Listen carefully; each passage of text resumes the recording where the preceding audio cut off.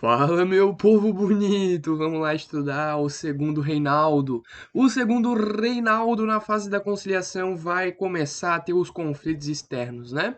A gente vai começar a ver o Brasil se envolvendo, principalmente em conflitos platinos, né? Por que platinos? Porque envolve o Rio da Prata, né? Que é aquele rio que ele abrange aí territórios de Uruguai, Paraguai, Argentina e Brasil, né? Então a gente tem aí conflitos relacionados a esses países, tá? Quais são as causas desses conflitos? Basicamente o controle dessa região que é riquíssima, né? O Rio da Prata, ele é um bom escoamento, né, dos produtos do interior e ele também, né, ao longo das margens desse rio existem muitas riquezas, então é uma região muito cobiçada por todas as partes, né? A gente vai ter aí rivalidades econômicas entre esses países, obviamente, né, rivalidades regionais, locais, né? A gente vai ter aí a questão de acessar as províncias do interior por meio desses rios, tá? E também questão de território, né? Qual país não quer mais território para ter mais riqueza para prosperar cada vez mais, né? Então a gente tem disputas territoriais, né? E aí o que vai acontecer? Se lembra que a gente comentou que a Inglaterra, na questão Christie, ela tinha rompido relações diplomáticas com o Brasil? Pois então, né? A Inglaterra, com medo das repúblicas que existiam aqui na América Latina, né? Com medo da Argentina, com medo do Uruguai, com medo do Paraguai se fortalecerem muito, né? Com medo até deles formarem um Estado-nação unificado, a Inglaterra vai começar a apoiar o Brasil, né? A Inglaterra sabia o que tinha aqui no Brasil, né? Um monte de latifundiário que não queria desenvolver, né, a indústria. Mas na Argentina, no Uruguai e principalmente no Paraguai, o desenvolvimento dessa indústria era forte, tá? A gente tinha prospecções para essa indústria ser desenvolvida. Então a Inglaterra vai apoiar o Brasil, né, com medo então desses países latinos se unificarem e de ficarem muito fortes, né, e conseguirem competir contra a Inglaterra no mercado internacional. Beleza? Mas para a gente entender, né, todo esse contexto, a gente precisa primeiro entender, né, como que o Brasil foi imperialista em relação principalmente ao Uruguai e à Argentina, tá, nesse período aí, tá? Então, de 1852 a 1864, o Brasil vai ter uma intervenção muito pesada nesses dois países principalmente. Tá? O Uruguai, gente, ele é um país que conquistou a sua independência do Brasil, né? Se lembra que ele era a província cisplatina e que no primeiro reinado ele consegue, então, né, ficar independente aí. E aí a gente tem a República do Uruguai. Essa república nasceu com dois partidos, o Partido Colorado e o Partido Blanco, tá? O Partido Colorado, ele era formado principalmente por comerciantes, né? É a ala mais liberal, digamos assim, tá? Da política uruguaia. Esse partido, ele era muito apoiado pelo Brasil, porque as relações de comércio, né, eram mais próximas do Brasil, tranquilo? O Partido Blanco, ele era da ala pecuarista, então esses caras são os grandes donos dos latifúndios, e essa galera era mais próxima da Argentina. A Argentina tem uma tradição pecuarista também riquíssima, tá, galera? E aí o que vai acontecer? Nós vamos ter duas figuras políticas que são muito influentes, tá? O Rivera é do Partido Colorado e o Oribe é do Partido Blanco, tá? O Rivera foi o primeiro presidente, tá, do Uruguai. E o Rivera, então, ele vai ter essa pegada comerciante mais pró-Brasil, digamos assim, tá? O Oribe, ele vai acabar sendo eleito depois do Rivera, tá? E o Oribe, ele tem uma pegada mais pecuarista, mais centralizadora, não curte muito o mercado externo, não quer relações com o Brasil, ele quer mais relações, né, com a Argentina. O que o Oribe vai fazer quando ele vai ser eleito? Ele vai bloquear o porto de Montevidéu, né? Montevidéu que é a capital do Uruguai, e esse é um porto muito forte, tá, para a economia uruguaia. E quando ele bloqueia esse porto, o Brasil não pode mais comercializar com esse porto, a Inglaterra não pode mais comercializar com esse porto, né? Nenhuma nação, né, a não ser as nações mais próximas, né, a Argentina, por exemplo, né, cujo presidente da época era o Rosas, e o Rosas, que era o presidente da Argentina, vai dar apoio, então, pro Partido Blanco, pro Oribe, tá, galera? E aí a gente vai ter esse bloqueio que vai deixar o Brasil muito puto. O Brasil não queria parar de fazer comércio com o Uruguai, porque tinha muitos lucros, tá? E aí a gente vai ter aí uma batalha, tá? Uma batalha entre Brasil e Argentina, né? Nesse contexto de influências, né? A gente vai ter uma batalha entre Brasil e Argentina, que foi a Batalha de Montecaseros de 1852. tá, galera? Por quê? Porque o Brasil não gostava do Rosas, o Rosas estava influenciando o Uruguai, né, a tomar medidas contra o comércio com o Brasil, e aí o Brasil, na Batalha de Montecaseros, consegue vencer a Argentina, né, eles vão então depor o Rosas, e aí quem vai assumir na Argentina vai ser um cara chamado Urquiza, tá? Nessa época também o Brasil fez algumas intervenções lá em Montevidéu, tentando restaurar então, né, esse controle do porto para fazer comércio com o Uruguai. O Urquiza então assume na Argentina e os blancos voltam no Uruguai, né, já que o Partido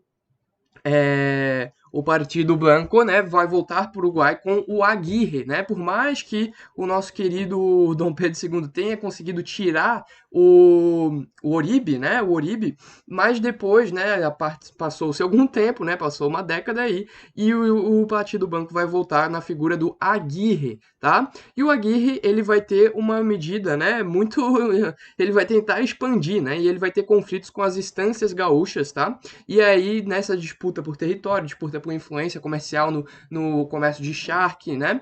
A gente vai ter nessa disputa com os gaúchos, né? O Brasil, então, né, ficando muito puto com essa intervenção ali no Rio Grande do Sul, que era brasileiro, e aí o Brasil vai invadir Montevidéu e vai cercar Montevidéu em 1864, vai depor o Partido Blanco mais uma vez, já tinha deposto o Partido Blanco, né, na época aí de 1850 e agora na década de 60 depondo mais uma vez, né, em 1864, né, eles vão depor o Partido Blanco e colocar o Partido Colorado mais uma vez no poder. Sabe quem que não estava gostando dessas intervenções brasileiras? Quem que não estava gostando era o Paraguai. E aí a gente tem o cenário perfeito e ideal para acontecer a Guerra do Paraguai, que vai acontecer de 1864 a 1870. Por que que o Paraguai, né, se rebelou? Por que que o Paraguai vai então, né, ter esse protagonismo de incitar essa guerra? Porque o Paraguai, né, é um país riquíssimo, é um país sem dívida externa, sem escravidão, sem analfabetismo, está desenvolvendo sua indústria, né? Tem universidade, já tem telégrafo, tem telefone, né? É um país tecnológico. Não, desculpa, telefone não tem ainda, não foi inventado ainda, eu acho que não tinha chegado aqui. Mas telégrafo tem telégrafo, cara, tem tecnologia, né? O desenvolvimento industrial, né? É um país muito rico, né? E é um país que está vendo o Brasil se meter na política de Uruguai e Argentina e não está gostando, né? Porque ele está vendo que é imperialismo e está vendo que não vai, né, ser benéfico para as repúblicas latinas isso. Então, esse é um dos motivos, né? O Paraguai perceber, né, esse imperialismo brasileiro e querer combater. Outro motivo, né, é a questão aí do Paraguai não ter uma saída para o mar, tá? Porque o Paraguai, né, é um país muito interiorano, né? Então o Paraguai ele precisa de uma saída para o mar e ele vai tentar então conquistar novos territórios para poder, né, conseguir escoar os seus produtos, conseguir escoar a sua produção, tá? Essa guerra ela é também chamada de a Guerra da Tríplice Aliança. Por que é a Guerra da Tríplice Aliança? Porque Brasil, Uruguai e Argentina vão formar a Tríplice Aliança, no que ficou conhecido como Tratado da Tríplice Aliança, onde eles se unem para combater, né, o Paraguai. Né, o Paraguai é uma ameaça, o Paraguai, né, tá aí muito forte e o Paraguai ele quer, né, expandir, então a gente tem que bater no Paraguai. Né? Essa guerra, né, também conhecida como Guerra do Cone Sul, ou também conhecida como a Guerra dos Aliados Errados. Né? Olha, vamos parar para pensar, né, gente?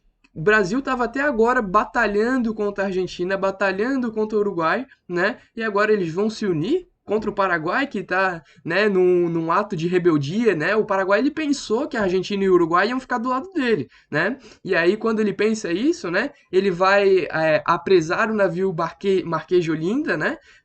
Ali no Mato Grosso, ele vai apresar esse navio, né? Com um ato de rebeldia, né? Achando que a Argentina e o Uruguai iam apoiar, né? O Paraguai, mas ele não vai ser apoiado, né? E aí o Paraguai ele vai entrar no território argentino pensando que ia ter algum apoio e não teve, né? Foi visto como ameaça de guerra e aí o Paraguai vai ser combatido, tá? Essa guerra também é conhecida como Guerra do Cone Sul. Por que Cone Sul? Porque se tu pegar, né, para a Argentina, o Uruguai, o Paraguai e o sul do Brasil formam um cone, né? Que exclui o Chile. O Chile estava muito de boa, né? O Chile não participou. Mas se tu pegar, forma um cone, né? Um formato cônico e é por isso que ela tem esse nome também. Quem que estava no poder do Paraguai? esse carinha que vocês estão vendo aí, esse barbudão aí, que é o Solano Lopes. A família Lopes, ela tem influência no Paraguai desde a independência. Eles não estão no poder desde a independência, mas eles têm uma forte influência e a família dele lutou a independência, né? Junto com os revolucionários que, porventura, chegaram no poder. Em algum momento, a família Lopes tomou o poder e aí o Solano vai ser o nosso ditador da vez. A ditadura do Solano Lopes vai durar de 1862 a 1870, tá? Que vai ser o ano que ele vai ser assassinado, dando aí algum spoiler, beleza? E aí o que que vai acontecer? Né, o Solano Lopes vai invadir Mato Grosso e Argentina. Ele esperava uma determinada ajuda da Argentina, não vai acontecer essa ajuda, né? E aí, né, a gente vai ter a maior potência, né, que é o Brasil, lutando ao lado de Argentina e Uruguai contra o Paraguai. Então a gente tem a Tríplice Aliança contra o Paraguai. Esse aqui foi o maior conflito armado de todos os tempos na América Latina e também foi a guerra mais sangrenta das Américas de todos os tempos. Beleza, galera? Vamos então estudar como que se deu, né, toda essa situação, como que foi a parada, né? A Inglaterra teve uma importância, né, como sempre, a Inglaterra sempre se metendo nos assuntos americanos. A Inglaterra vai fazer empréstimos e vendas de armas para a Tríplice Aliança. A Inglaterra tinha muito medo do Paraguai, né, porque o Paraguai ele estava com uma indústria forte, ele estava com um desenvolvimento forte, né? Não tinha empréstimos, o Paraguai conseguiu se desenvolver sozinho, sem ajuda de investimento estrangeiro, né? Então o Paraguai é uma potência a ser batida. A Inglaterra vai então financiar armas, né? E vai dar empréstimos, que isso mais para frente vai ser um pouco ruim para o Brasil, né? Por conta da dívida externa, mas no momento foi muito bem quisto, né? Para poder ter uma amplitude militar melhor. E aí, falando de militar, né, o Brasil não tem exército. O Brasil tem, no máximo, uma Guarda Nacional que não queria lutar. Os coronéis da Guarda Nacional não queriam ir para a guerra, né? Lembrem-se que esses coronéis, na maior parte das vezes, são grandes latifundiários. E grande latifundiário não quer lutar, não quer morrer, né? Então, o grande latifundiário quer ter a vida boa dele lá, de rico, né? Controlando suas grandes fazendas de café, cacau e cana-de-açúcar, né? E ficar coçando o umbigo enquanto os outros se degladeiam no meio da guerra, né? Então, o Brasil não tinha um exército, não tinha quem lutar, né? O que que vai acontecer? A gente vai ter a formação, né, do Batalhão dos Voluntários da Pátria, né? Que vai juntar, então, indígenas, pobres, escravos, algumas pessoas da classe média e solteiros, né? Que vão ser forçados a irem, né? Eles vão pegar esses caras no meio da rua e vai falar, você vai pra guerra. E é nós, né? E aí a gente vai ter muitas pessoas marginalizadas indo pra guerra e morrendo nesse morticínio aí que foi a Guerra do Paraguai. Beleza? Outra oportunidade que eles deram para os coronéis, então, ó, cara, se tu não quer lutar, então pelo menos tu liberta aí alguns dos teus escravos para irem lutar, né? Então, foi uma maneira do Brasil, né, de pegar um contingente maior, né? Então, o coronel que não quisesse ir pra guerra poderia libertar alguns de seus escravos para irem para a guerra, tá? Então essa foi até uma questão interessante, né? Os escravos que foram para a guerra, quando voltaram, né, se voltassem com vida, estariam livres, né? E isso vai gerar algumas imprecisões que a gente vai ver mais para frente, tá? O Uruguai vai ter uma falta de contingente, tá? Aqui já começou a guerra, a gente já tá tendo batalhas. O Uruguai teve uma falta de contingente, vai sair cedo da guerra. A Argentina também vai sair cedo, né? Acabou o contingente, saiu cedo, ficou só quem? Brasil contra Paraguai, né? O Brasil vai sozinho, né, lutar contra o Paraguai. A gente vai ter batalhas aí no Rio Grande do Sul, batalhas no Mato Grosso, batalhas no próprio território do Paraguai. Com o passar do tempo, né, o Brasil ele vai conseguindo ir mais para o sul e dominar os territórios ao sul. Chega um determinado momento que a gente vai sofrer um contragolpe, né? Que foi em 1867 que o Paraguai ele avança uma frente de batalha rumo ao Mato Grosso e a gente vai ter que fazer o episódio conhecidíssimo, né? A retirada de Laguna. Um recuo brasileiro que estava bem avançado ao sul e vai ter que voltar lá para o Mato Grosso para lutar essa frente de batalha, tá? Quem que estava liderando toda essa bagaça? O Conde de, né, ou Conde de Eu, para os brasileiros aí, né? O Conde de, ele era o marido, né? Ele era o marido da princesa Isabel e ele era, né, o famoso sucessor aí, né, que veio aí da França para roubar o trono brasileiro. Mas enfim, ele tinha muita, mas muita estima, né, do Dom Pedro II, e ele junto aí com o nosso querido Duque de Caxias eram os principais lutadores, né, digamos assim, os principais comandantes dessa guerra. Eu falo muito querido, né, às vezes eu falo querido até para uma pessoa que não é querida, que nem o Duque de Caxias, mas enfim, detalhe. O que que vai acontecer? O Brasil vai fazer a retirada de Laguna, mas não vai impedir o Brasil, né, de conseguir vencer essa batalha, e o Brasil vence cada vez mais batalhas e vai chegando perto de 1870 e a gente vai vencendo cada vez mais batalhas e a gente já conseguiu vencer para o Paraguai, né? Já perderam muitas vidas, 97% dos homens do Paraguai já morreram, né? Mas a gente não conseguiu matar o Solano Lopes ainda, né? Então o Brasil vai destruir Assunción, que é a capital do Paraguai, mas a cabeça do Solano Lopes não foi ainda apresentada ao Dom Pedro II. Então o Dom Pedro II manda continuar. A gente só vai parar quando morrer o Solano Lopes. Isso vai acontecer em algum momento, né? Isso acontece em 1870, o fim da presidencialismo do Solano Lopes com a sua morte, tá? Então, um real morticínio. O Brasil só parou quando conseguiu matar o Solano Lopes. Inclusive, o Paraguai ele já não tinha mais contingente de batalha, mandava crianças, né, para ir para a batalha. Muitas pessoas do sexo masculino morreram, que foi um detalhe que foi construído ao longo do tempo, tá? A população paraguaia sofreu muito com essa situação e só conseguiu, né, perto da atualidade, a completar de vez, né, a equidade de sexo em seu país, beleza? A gente vai ter um endividamento externo do Brasil, agora as consequências, né, acabou a guerra, a gente matou o Solano Lopes e volta para casa, né? Olha só, né? Então aqui até a charge, que eu adoro essa charge, né?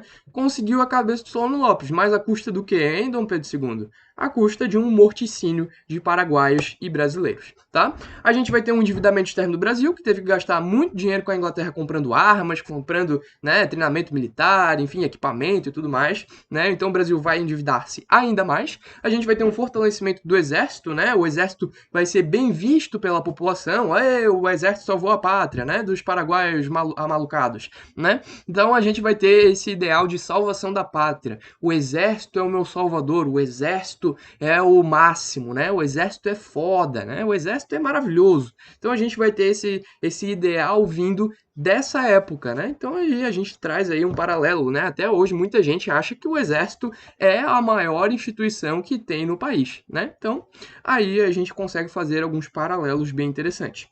A crise do escravismo e do império, né? Por quê, né? Porque a gente vai ter, como vocês estão vendo na imagem, alguns ex-escravos, né? Voltando da guerra, conquistaram a liberdade e eles vão ver aí, né? Seus irmãos, suas mães, seus pais, seus primos, seus filhos sendo açoitados pela escravidão. Eles estão livres, mas seus familiares não. Então, uma real imprecisão, né? Um real paradoxo aí para os escravos brasileiros, tá? Então, o escravismo vai entrar cada vez mais em crise, porque esses escravos que agora eram libertos e estavam integrados ao exército brasileiro, eles precisavam, né, bancar o capitão do mato e ir lá e açoitar os escravos que são familiares, são amigos, né, são pessoas queridas. Então, eles tinham que ter essa função de, por mais que eles são ex-escravos, eles têm que capturar, né, apresar escravos fugidos e punir os escravos que tiveram um mau comportamento, digamos assim. Beleza? Então, um real paradoxo, uma real tristeza, né? Que isso tenha acontecido. A gente vai ter a crise do Império, por quê? Porque o Dom Pedro II é maluco, né? Tinha vencido já a guerra, mas não parou a guerra, né? Continuou matando criancinha porque queria que o Solano Lopes tivesse sua cabeça decapitada. Então, realmente, uma queda de popularidade aí do Dom Pedro II, tá? A Inglaterra conseguiu o que queria, né? Conseguiu matar muita gente, conseguiu fazer os países da Bacia Platina ficarem endividados, conseguiu acabar com a potência que era o Paraguai, então a Inglaterra saiu feliz dessa história, né? Os escravos, como eu já falei para vocês, que sobreviveram foram libertos e isso gerou aí, né, um grande ponto de interrogação. Eu sou escravo, eu sou ex-escravo, eu vou ter que caçar escravo fugido, mas eu tô liberto, né? Percebe como é esquisito, né? E a gente tem então, né, o fim dessa guerra do Paraguai, iniciando-se a crise, né, do Segundo Reinado, que vai começar em 1880 e vai terminar com o fim do Segundo Reinado em 1889. Espero vocês na próxima aula. Aproveitem bem esses conteúdos. É isso. Tudo é comigo, meu querido. Valeu!